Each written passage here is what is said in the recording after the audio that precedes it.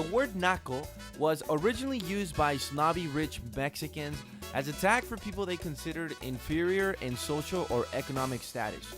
Naco is also used as an insult against people with bad or tacky taste, kind of like trailer trash or ghetto in American slang.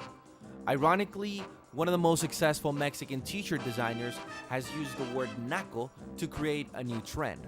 It's one that takes naco phrases and words as well as urban imagery and puts it on clothing and accessories.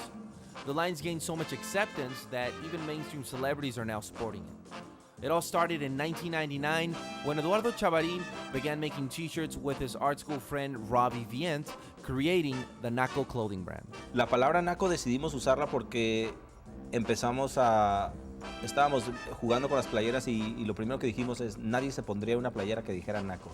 Como nadie quiere ser naco, nadie se le iba a poner.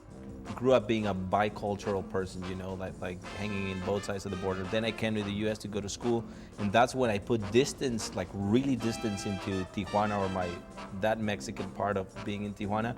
That things started.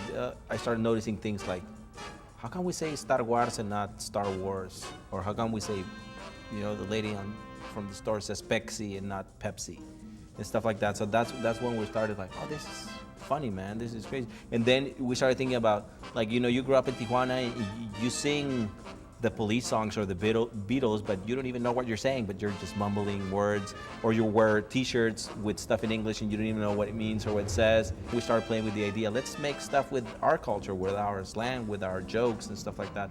The idea would be that when we make a t-shirt that says Naco, a fresa is gonna wear it. And then a fresa would wear, you know, and vice versa. And then the nacos would wear the ones that say fresas and this and that, you know.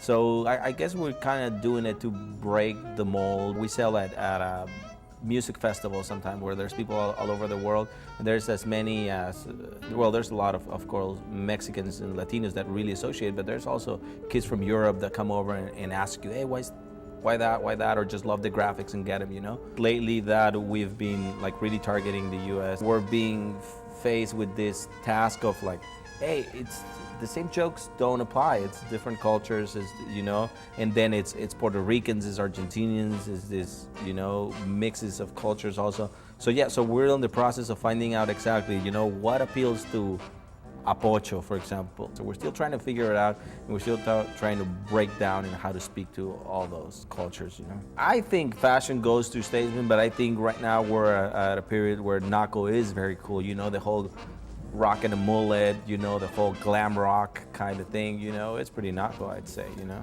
Or as the company states in its website, Naco is more of a state of mind. It's more of a self-assured disregard for what others think is cool without being arrogant or close-minded. Naco-ness is about being your own person regardless of if you're ever in the right or not. Ultimately, Naco-ness is about being yourself.